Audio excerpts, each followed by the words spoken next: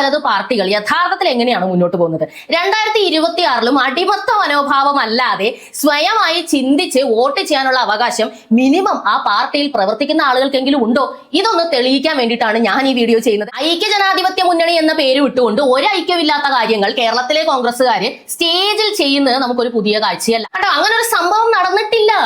മുഖ്യമന്ത്രി എന്നോട് മാറി നിൽക്കാൻ പറഞ്ഞിട്ടില്ല. കാണുന്നവർക്കാണ് അങ്ങനെ തോന്നിയത് അത്രേ. അദ്ദേഹത്തിന്റെ ചുണ്ടുകൾ ചലിച്ചത് കൃത്യമായി കണ്ട നമ്മളാണ് പൊട്ടന്മാർ. രണ്ട് പാർട്ടിക്കാർക്കും ഒരേ നിറമാണെന്നുള്ളത് നിങ്ങൾ മനസ്സിലാക്കുക. ബോധമില്ലായ്മയുടെ ബുദ്ധിയില്ലായ്മയുടെ നിറം, അല്ലെന്നുണ്ടെങ്കിൽ ധാർഷ്ട്യത്തിന്റെ അഹങ്കാരത്തിന്റെ നിറം. ഇവർക്കൊക്കെ ഒറ്റ വിചാരമുള്ളൂ, നിങ്ങൾ മണ്ടന്മാരാ. കുറച്ചെങ്കിലും ബോധം ഉണ്ടെങ്കിൽ മനസ്സിലാക്കൂ മനുഷ്യരെ. പാരമ്പര്യം എന്ന് പറഞ്ഞ് ഈ അടിമകളെ, ഈ കഴുതകളെ നിങ്ങൾക്ക് ചുമക്കണോ? നിങ്ങൾ ഇത്രയും നാളും ചുമന്നിട്ട് നിങ്ങൾക്ക് എന്ത് കിട്ടി? പാവപ്പെട്ടവർക്ക് വേണ്ടി, ദളിതർക്ക് വേണ്ടി എന്ന് പറഞ്ഞു വന്ന പാർട്ടികൾ ഏത് ദളിതനെയാണ് ഇവിടെ സാമ്പത്തികമായിട്ടെങ്കിലും ഉന്നതിയിലേക്ക് നയിച്ചിരിക്കുന്നത്? ദളിതരൊക്കെ ഇപ്പൊ CPM നിന്നും അകന്നു അത്ര. എന്തുകൊണ്ടാ?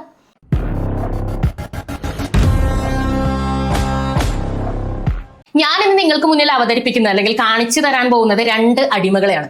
ഞാൻ എപ്പോഴും പറയുന്ന ഒരു വിഷയമാണ്, ഇലക്ഷൻ അടുക്കുന്ന സമയത്ത് നമ്മൾ എന്തൊക്കെ നോക്കിയാണ് വോട്ട് ചെയ്യേണ്ടത്. കാലങ്ങളായി നമ്മളെ തെറ്റിദ്ധരിപ്പിക്കുന്ന ഇടത് വലത് പാർട്ടികളാണ് കേരളത്തിലുള്ളത്. മൂന്നാമതൊരു പാർട്ടിയെ പറ്റി നമ്മൾ സംസാരിച്ചു തുടങ്ങിയതും നമ്മൾ ചിന്തിച്ചു തുടങ്ങിയൊക്കെ സത്യം പറഞ്ഞാൽ ഈ അടുത്താണ്. അപ്പോഴും ഒരുപാട് പേര് ഇടത് വലത് പാർട്ടികളുടെ പാരമ്പര്യം നമുക്ക് മുഖ്യമാണെന്നും ഈ പാരമ്പര്യം കൈവിടാതെ മുന്നോട്ട് പോയാൽ മാത്രമേ കേരളം കേരളമായിട്ട് അവശേഷിക്കുള്ളൂ എന്ന ഡയലോഗ്സ് ഒക്കെ അടിക്കുന്നത് ഞാൻ കണ്ടിട്ടുണ്ട്. എന്നാൽ ഇടത് വലത് പാർട്ടികൾ യഥാർത്ഥത്തിൽ എങ്ങനെയാണ് മുന്നോട്ട് പോകുന്നത്? 2026 അടിമത്ത മനോഭാവമല്ലാതെ സ്വയമായി ചിന്തിച്ച് വോട്ട് ചെയ്യാനുള്ള അവകാശം മിനിമം ആ പാർട്ടിയിൽ പ്രവർത്തിക്കുന്ന ആളുകൾക്കെങ്കിലും ഉണ്ടോ? ഇതൊന്ന് തെളിയിക്കാൻ വേണ്ടിയിട്ടാണ് ഞാൻ ഈ വീഡിയോ ചെയ്യുന്നത്. ആദ്യമായി നിങ്ങൾക്ക് മുന്നിൽ ഞാൻ കാണിച്ചു തരാൻ പോകുന്നത് കഴിഞ്ഞ ദിവസം കോൺഗ്രസ് സമ്മേളനത്തിൽ ഉണ്ടായ പിടിവലിയുടെ വീഡിയോയാണ്.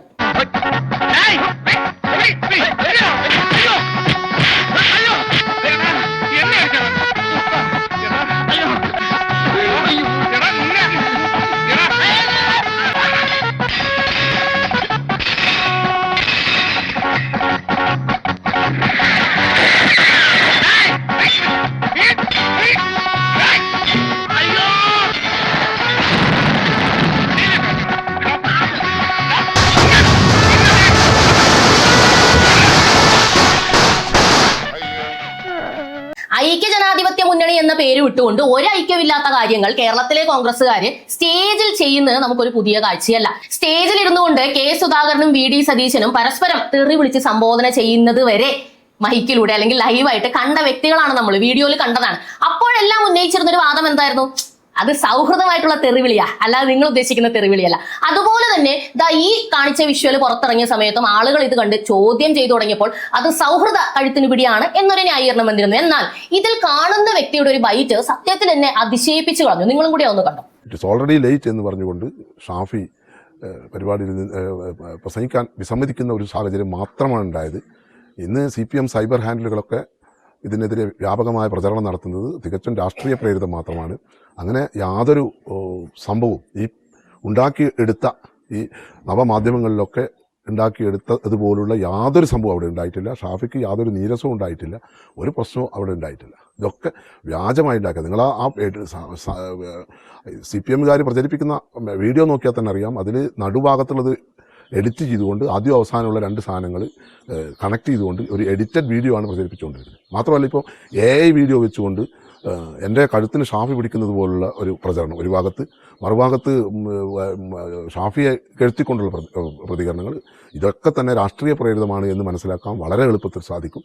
ഷാഫിയെ പോലുള്ള ഒരു ജനകീയ നേതാവിൻ്റെ ജനകീയ അടിത്തറ തകർത്തെറിയാൻ വേണ്ടിയുള്ള വളരെ ആസൂത്രിതമായ ഒരു ശ്രമത്തിൻ്റെ ഒരു ഭാഗം മാത്രമാണ് കുറ്റ്യാടി സംഭവവുമായി ഇന്ന് ഇടത് ഹാൻഡിലുകളിലൊക്കെ സൈബർ ഹാൻഡിലുകളിൽ പ്രചരിപ്പിച്ചുകൊണ്ടിരിക്കുന്നത് എന്ന് മാത്രമാണ് പറയാനുള്ളത്. കണ്ടോ, രണ്ട് കണ്ണുകൊണ്ട് നമ്മൾ ലൈവായി കണ്ട സംഗതി AI ആണെന്ന് പറയാൻ ഇയാൾക്കൊരല്പം ഉളുപ്പില്ലേ എന്നാണ് ഞാൻ ചിന്തിക്കുന്നത്.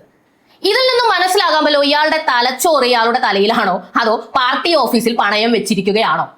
നമ്മൾ കണ്ട കാര്യങ്ങളാണ്, നമ്മൾ കണ്ണുകൊണ്ട് കണ്ട കാര്യം. അത് അങ്ങനെയല്ല, അരയ്ക്ക് കീഴ്പോട്ട് AI ആണെന്നൊക്കെയാണ് ഇദ്ദേഹം പറയുന്നത്. ഒന്നാമത് ഇവരെ പോലുള്ള വ്യക്തികൾക്ക് AI എങ്ങനെയാണ് പ്രവർത്തിക്കുന്നത് എന്നതിനെ പറ്റി ബേസിക് ആയിട്ടുള്ള ഒരു അറിവ് പോലും ഇല്ല.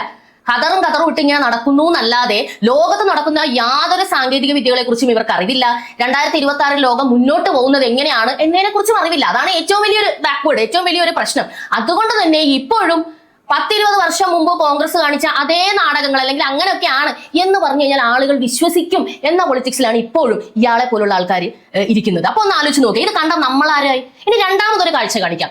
ഇത് നമ്മുടെ പിണറായി വിജയൻ മുഖ്യമന്ത്രി സ്റ്റേജിൽ ഒരു പ്രോഗ്രാമിന് വന്നപ്പോൾ ഒരു പെൺകുട്ടി ഫോണുമായി അടുത്ത് വന്നപ്പോൾ അദ്ദേഹത്തിന്റെ പ്രതികരണമാണ്. നമ്മുടെ ഈ കൊമ്പിച്ചൽ കടവിൽ നിന്ന് 4 ബസ് വിവിധ നിവേദനങ്ങൾ വന്നിട്ടുണ്ട്. മുഖ്യമന്ത്രി കൊടുക്കാൻ പഞ്ചായത്ത്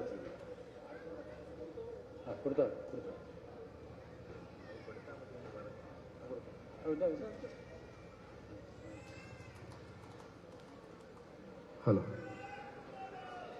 പ്രിയപ്പെട്ടവരെ, നമ്മുടെ ഈ കൊമ്പിച്ചൽ കടവിൽ നിന്ന് 4 ഇതിൽ അദ്ദേഹം പറയുന്നത് എന്താണ് എന്ന് വ്യക്തമല്ലെങ്കിലും ഇദ്ദേഹത്തിന്റെ ലിപ്സിങ്ക് കണ്ണ് കാണാമല്ലോ നിങ്ങൾക്കൊക്കെ, ഇദ്ദേഹത്തിന്റെ മുഖഭാവം ഇത് രണ്ടും നിങ്ങൾക്ക് വ്യക്തമാണല്ലോ. അങ്ങോട്ട് മാറി നിൽക്ക് എന്ന് പറയുന്നത് കാണാനായിട്ട് വലിയ PhD ഒന്നും വേണ്ട, കണ്ണിന് അത്യാവശ്യം കാഴ്ച ഉണ്ടെങ്കിൽ കാണാവുന്നതേ ഉള്ളൂ. അതുപോലെ തന്നെ നിവേദനം എന്ന് മൈക്കിലൂടെ പറയുമ്പോൾ അവിടെ കൊടുത്താൽ മതി എന്ന് പറയുന്നതും നിങ്ങൾക്ക് കാണാമല്ലോ. എന്നാൽ യാഥാർത്ഥ്യം ഇതല്ലത്രേ, നമ്മൾ കണ്ടതൊക്കെ നുണയാ, അല്ലെന്നുണ്ടെങ്കിൽ ഏയാ. ആ പെൺകുട്ടി പറയുന്നത് കേൾക്കും. സംഭവം എന്ന് പറയുന്നത് ഈ കാണുന്നത് പോലെ ഒന്നും അല്ല നടന്നിട്ടുള്ളതെന്ന് വ്യക്തമാണ്. സെൽഫി എടുക്കാൻ പോയതും അല്ല, ഫോൺ കോൾ വന്നു. ആ സമയത്ത് ഒരു നിവേദനം കൊടുക്കാനായിട്ട് പോയിരുന്നു, തിരക്കായിരുന്നു CM-ന്. വേറെ ഒരു വിവാദമായിട്ടോ അതിനൊരു മറ്റു രീതിയിൽ വളച്ചൊടിക്കാൻ, അതായത് ആതിര സെൽഫി എടുത്തോട്ടെ എന്ന് ചോദിക്കുകയൊന്നും അല്ല ഇല്ല. ഒന്നും ഞാൻ സെൽഫി എടുക്കട്ടെ എന്ന് ഒന്നും ചോദിച്ചിട്ടില്ല. അതില് ഞാൻ എന്റെ കയ്യിൽ ഫോൺ ഇരുന്നത് കൊണ്ട് ഒരു തെറ്റിദ്ധാരണയിലോട്ട് അങ്ങനെ സംസാരിക്കാൻ ഞാനൊരു നിവേദനം നമ്മുടെ ആ ഒരു വീഡിയോയിൽ കണ്ടിട്ടുണ്ടായിരുന്നു. നമ്മുടെ പ്രസിഡന്റ് മുന്നേ ഒരു നിവേദനം കൊടുത്തിട്ടുണ്ട്. അപ്പൊ ജില്ലാ പഞ്ചായത്ത് എന്ന രീതിയിൽ ആ നിവേദനം പറ്റിയിട്ട് ഒരു നിവേദനം എന്റെ തരുന്നു. അതിനെ പറ്റി ഞാൻ സംസാരിക്കാനായിട്ട് പോയതായിരുന്നു. നിവേദനം കൊടുത്തിട്ടുണ്ടായിരുന്നു നേരത്തെ. അതിനെക്കുറിച്ചൊന്നും സംസാരിക്കാനായിരുന്നു. അപ്പം CM-ഉം ഫോട്ടോ എടുക്കാനാണെന്ന് വിചാരിച്ചിട്ടുണ്ടോ? CM ഫോട്ടോ എടുക്കാൻ ഇല്ല, ഞാൻ പറഞ്ഞപ്പോ തന്നെ പറഞ്ഞു അത് ഗവൺമെന്റ് കയ്യിൽ കൊടുത്തിട്ടുണ്ട് എന്ന രീതിയിൽ സംസാരിച്ചിട്ട് CM പോയായിരുന്നു. അതിന് വേറെ രീതിയിൽ വിവാദമായിട്ട് മാറി നിൽക്കാൻ അപ്പൊ പറഞ്ഞു? ഇല്ല, ഒന്നും പ്രത്യേകിച്ചായിട്ട് ഒന്നും എന്റെ അടുത്ത് സംസാരിച്ചില്ല. നമുക്ക് അതിനകത്ത് ആ വീഡിയോ കാണുമ്പോൾ അങ്ങനെ അത് അങ്ങനെ രീതിയിൽ തെറ്റിദ്ധാരണയായിട്ട് തോന്നുന്നത് അത് കേൾക്കാൻ പറ്റിയിട്ടില്ലായിരുന്നു. അത് നമ്മുടെ ഇത്രയും നല്ലൊരു സൗണ്ടും ക്രൗഡായിട്ട് നിന്നൊരു സമയത്തായിരുന്നല്ലോ. അപ്പം നല്ല തിരക്കായിട്ടിരുന്ന ഒരു സമയമായിരുന്നത്. അങ്ങനെ ഒരു സംഭവം നടന്നിട്ടില്ല. മുഖ്യമന്ത്രി എന്നോട് മാറി നിൽക്കാൻ പറഞ്ഞിട്ടില്ല. കാണുന്നവർക്കാണ് അങ്ങനെ തോന്നിയത് അത്രേ. അദ്ദേഹത്തിന്റെ ചുണ്ടുകൾ ചലിച്ചത് കൃത്യമായി കണ്ട നമ്മളാണ് പൊട്ടന്മാർ. മനസ്സിലായില്ലേ? നമ്മൾ കണ്ടതുള്ളതല്ല. ആ കുട്ടി കേട്ടിട്ടുണ്ടാവില്ല, അത്രയും ബഹളത്തിന്റെ ഇടയ്ക്ക് ആ കുട്ടി കേട്ടിട്ടുണ്ടാവില്ല. പക്ഷേ മുഖ്യമന്ത്രിക്ക് ഇഷ്ടമായില്ല എന്നുള്ളത് ഏതൊരു മനുഷ്യനും മനസ്സിലാവും. അത് ഭാഷ അറിയാത്ത മനുഷ്യന് വരെ മനസ്സിലാവും അല്ലെ? ഒരു മനുഷ്യൻ നമ്മളെ തെറി പറയുവാണെങ്കിൽ അത് വേറെ ഭാഷയിലാണെങ്കിൽ നമുക്ക് മനസ്സിലാവും. അത് അയാളുടെ ചേഷ്ടകളും അയാളുടെ പ്രവർത്തനവും ഒക്കെ കണ്ടു കഴിഞ്ഞാൽ അതേപോലെ മനസ്സിലാക്കാവുന്നതേ ഉള്ളത്. പക്ഷേ സമ്മതിക്കില്ല.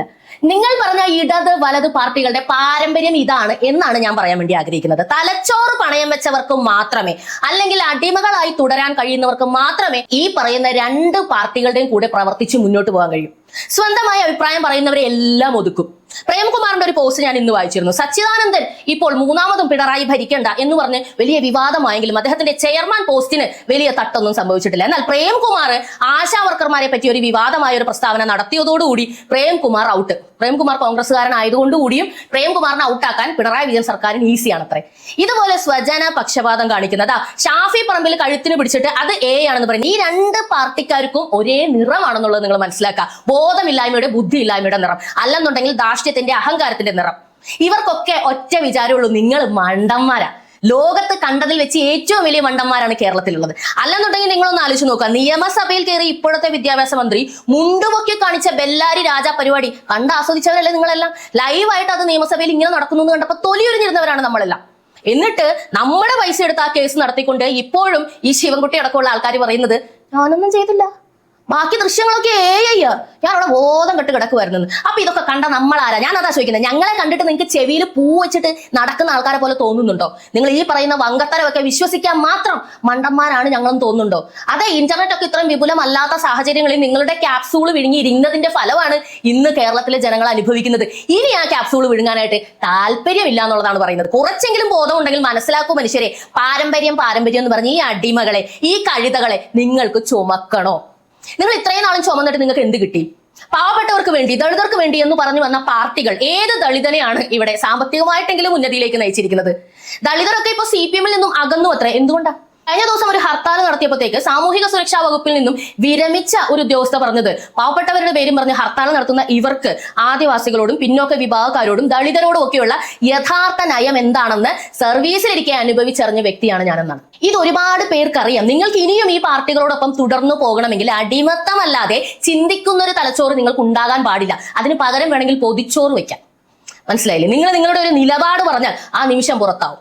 ഈ മാങ്കൂട്ടത്തെ പോലെ ഇങ്ങനെ ബലാത്സംഗ കേസുകൾ തുടർച്ചയായി വരുന്ന ഒരു നേതാവിനെ പുറത്താക്കിയാലോ, ആ നേതാവിനെതിരെ ആ പാർട്ടിക്കകത്തിരിക്കെ തന്നെ സ്ത്രീകൾ പ്രതികരിച്ചാലോ സ്ത്രീകൾ മോശമാണ്. ആ സ്ത്രീകളെയൊക്കെ പറയുന്ന വാക്കുകൾ നിങ്ങളൊന്ന് കേൾക്കണം. ഇതെല്ലാം കോൺഗ്രസ്സുകാരാണ്. ആ രീതിയിലാണ് സ്ലട്ട് ഷെയിം ചെയ്യുന്നത്, ബോഡി ഷെയിം ചെയ്യുന്നത്. ഇന്ന രീതിയിലൊന്നും ഒരു മനുഷ്യനോട് സംസാരിക്കാൻ പറ്റില്ല. അത്രയും തരം താഴ്ന്നു. എന്താണ് നേതൃത്വം പ്രതികരിക്കാത്തത്? കോൺഗ്രസ്സുകാർക്കൊന്നും പറയാനില്ല. കോൺഗ്രസ്സുകാർ ഇങ്ങനെ അഴിച്ചു വിട്ടേക്ക്. അപ്പൊ ഞാൻ ചോദിക്കുന്നത്, ഇത്തരത്തിൽ മൂല്യപരമായി യാതൊരു മൂല്യവും ഇല്ലാത്ത, തലച്ചോറുപരമായി യാതൊരു വികസനവും ഇല്ലാത്ത ഒരു തെറ്റ് പറ്റിക്കഴിഞ്ഞാൽ മീഡിയയിൽ ജനങ്ങൾ അത് കണ്ടു കഴിഞ്ഞാൽ അങ്ങനെ ഒരു തെറ്റ് പറ്റിപ്പോയി, മനുഷ്യരാണ്, അത് സംഭവിച്ചു പോയി, ഇനി അത് സംഭവിക്കാതെ നോക്കാം എന്ന് പോലും പറയാനുള്ള മര്യാദയില്ലാതെ ജനങ്ങൾ കണ്ട സംഗതി അങ്ങനെ മാനിപ്പുലേറ്റ് ചെയ്ത് അതങ്ങനെ അല്ല, അത് ആണ് എന്ന് പറയാനുള്ള ഈ ഉളുപ്പുണ്ടല്ലോ, ഇത്തരക്കാരാണ് ഇത്രയും നാളും നമ്മളെ ഭരിച്ചുകൊണ്ടിരുന്നത്. ഇവരെല്ലാവരും ഇങ്ങനെ തന്നെയാണ്. ഇവരുടെ ഈ സ്വഭാവ സവിശേഷത എല്ലായിടത്തും കാണാം. എന്തൊരു ഹെൽമെറ്റിന് തല തല്ലി പൊളിച്ചത് രക്ഷാപ്രവർത്തനമാണെന്ന് പറഞ്ഞതാണ് നമ്മുടെ മുഖ്യമന്ത്രി. അപ്പൊ ഇവരിൽ നിന്നും കൂടുതൽ ഒന്നും പ്രതീക്ഷിക്കേണ്ട ആവശ്യമില്ല. ഈ കാര്യങ്ങൾ കാണുക, മനസ്സിലാക്കുക. പോളിംഗ് ബൂത്തിലേക്ക് പോകും മുമ്പ് ഇത്തരം മണ്ടന്മാരെ ഇനിയും കയറ്റി ഇരുത്തണോ വേണ്ടോ എന്നുള്ളത് ചിന്തിക്കുക. സാധാരണക്കാരെ നിങ്ങൾക്ക് പഠിപ്പറിവില്ല, വിവരമില്ല, നിങ്ങൾ തുടർച്ചയായിട്ട് ന്യൂസ് കാണാറില്ല എന്നൊക്കെ മനസ്സിലാക്കിയിട്ടാണ് ഓരോരോ നുണകളും പറഞ്ഞ് ഇത്രയും നാളും ഇവർ നിങ്ങളെ വഞ്ചിച്ചുകൊണ്ടിരുന്നത്. ഇനിയും നിങ്ങൾ അതിൽ വീണു പോകണോ, അതോ സ്വന്തം അവകാശങ്ങൾക്ക് വേണ്ടി പോരാടാനുള്ള കരുത്തുണ്ടാക്കണോ എന്നുള്ളത് മാത്രം സ്വയം ചിന്തിച്ചാൽ മതി. തുടർന്ന് കാണുക പോളി ന്യൂസ്.